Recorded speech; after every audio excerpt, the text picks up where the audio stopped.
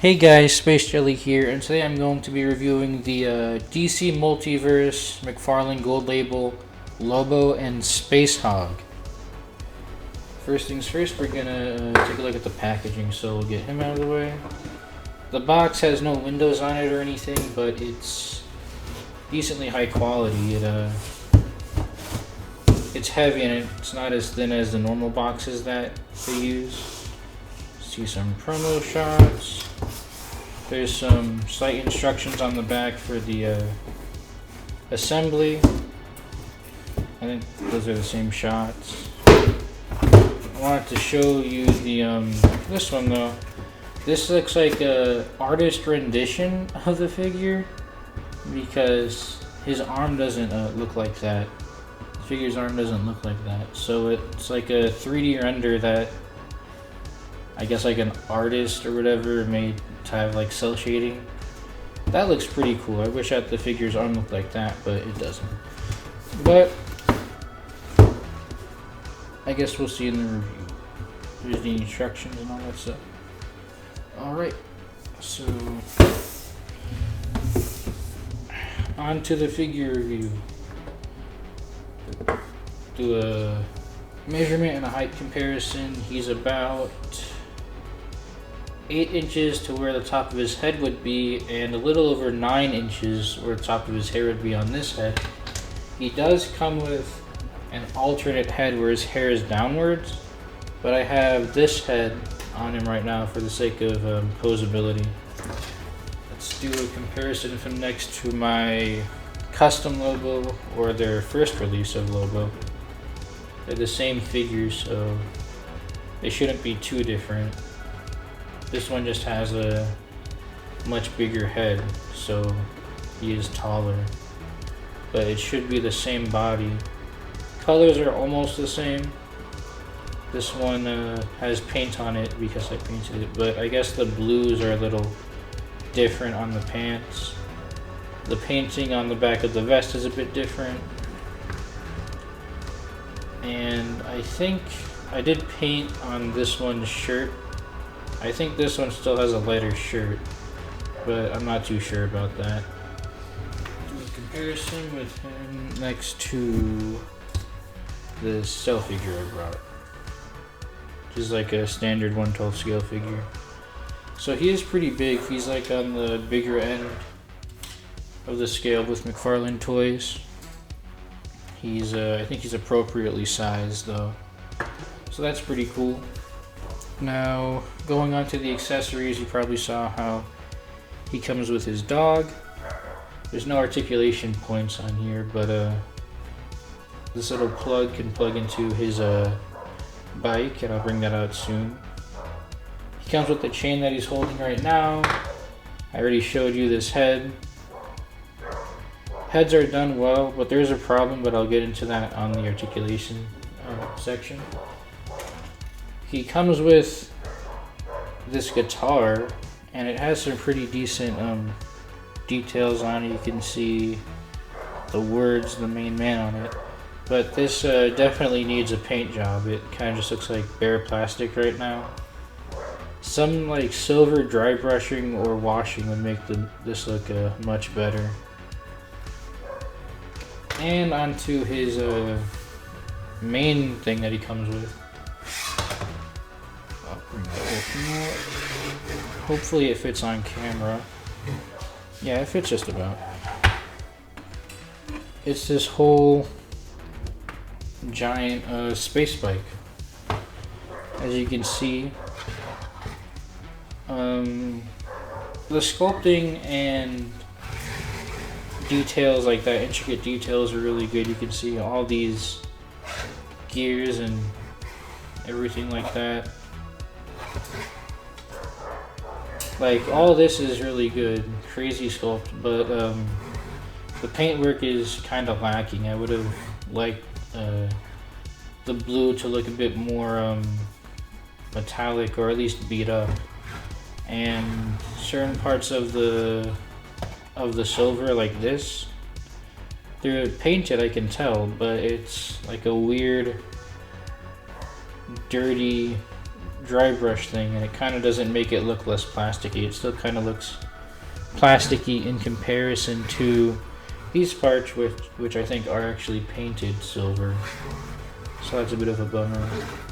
This part doesn't look too bad. It has like silver dry brushing on it. This part's not bad.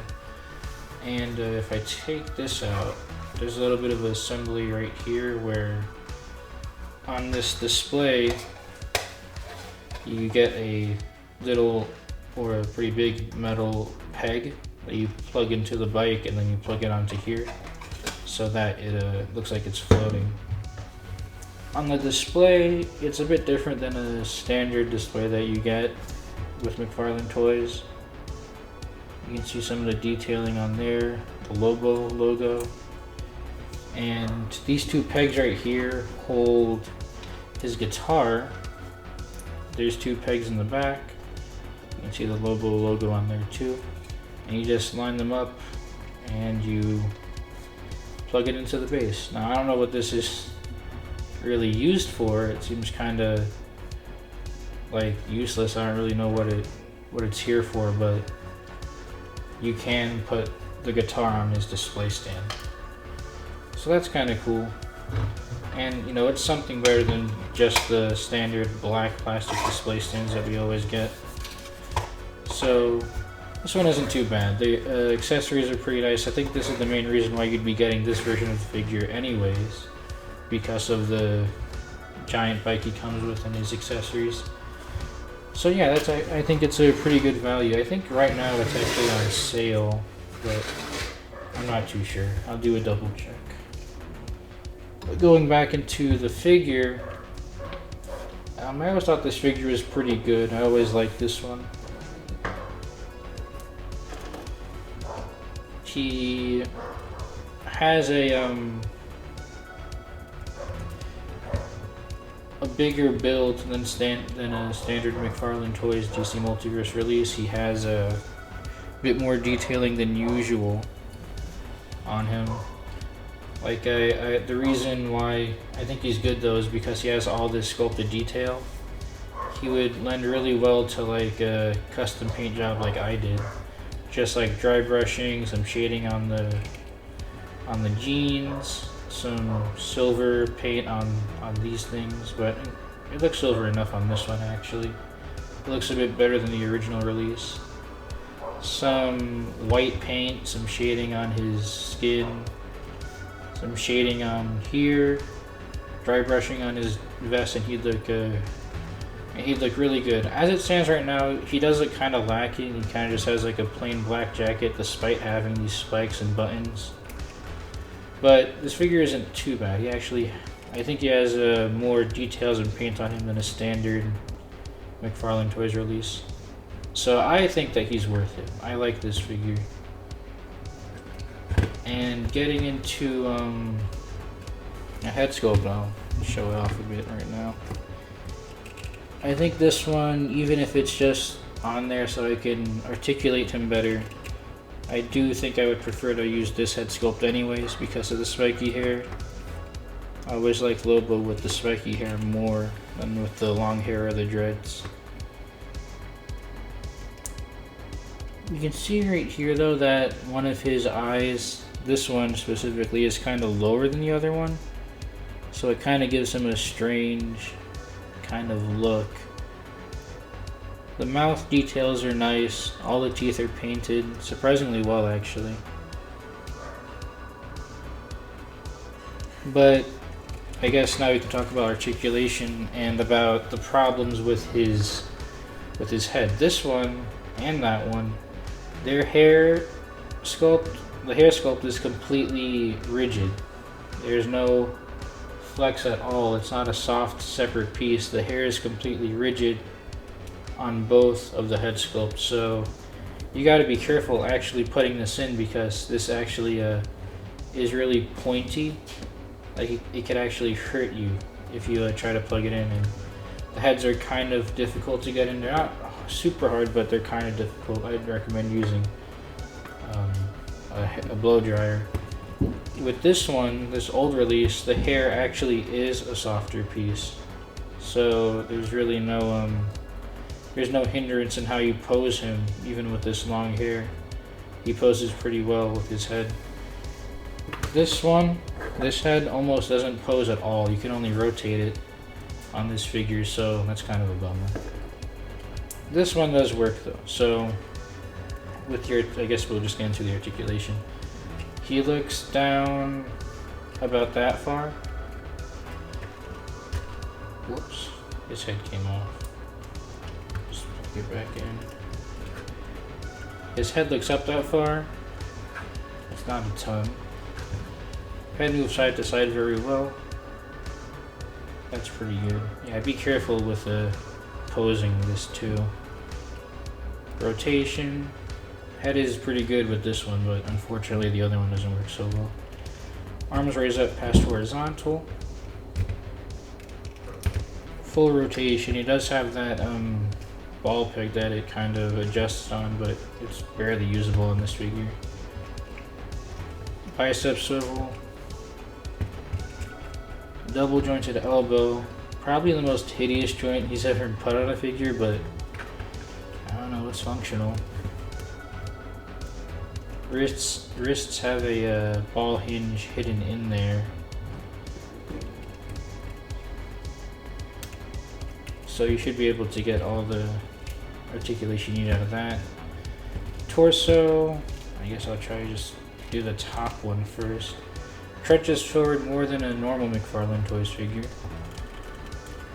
Doesn't arc backwards so much. Side to side isn't horrible. Rotation is pretty good. The bottom joint arcs back pretty well. Crunches forward pretty well.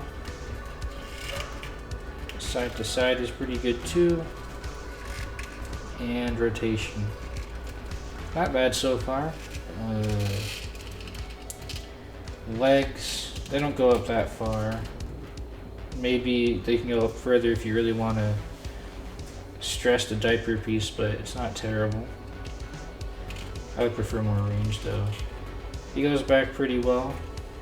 Thigh swivel is good on this figure. Double jointed knees. His legs are a little disproportionate. I would have preferred it if his legs were a bit bigger on his body.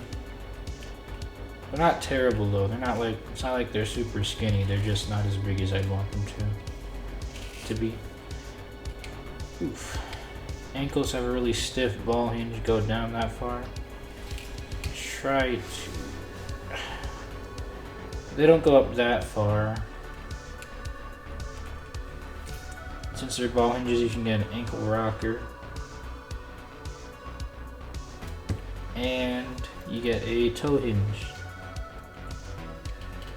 The toe hinge is actually okay on this one. It's pretty stiff too. And yes, he does fit pretty well on his bike. You just have to make sure you get both of the legs up, and the thigh swivel, since it works on this guy, it makes him fit on pretty well. So yeah, the articulation on him is actually not bad. This is actually what I would consider above average for a McFarlane Toys figure. They're typically not very good at posing, but this guy can get into some pretty good poses if you really want him to. So yeah, I think I'm pretty happy with the figure and the accessory he comes with, this giant space bike. It seems like a pretty good value, but I think only when it's on sale it's the best value. Because I don't know how much he costs normally. I think he's around like $70 or like $60. I could be wrong, but I definitely wait until he's on sale again before you get him, if he's not on sale right now. But if he is on sale, I think it's a pretty good deal, and I think you should pick it up. So yeah, anyways, thanks for liking, commenting, and subscribing, and thank you for any feedback. All feedback is welcome, and we'll see you in the next one. Bye.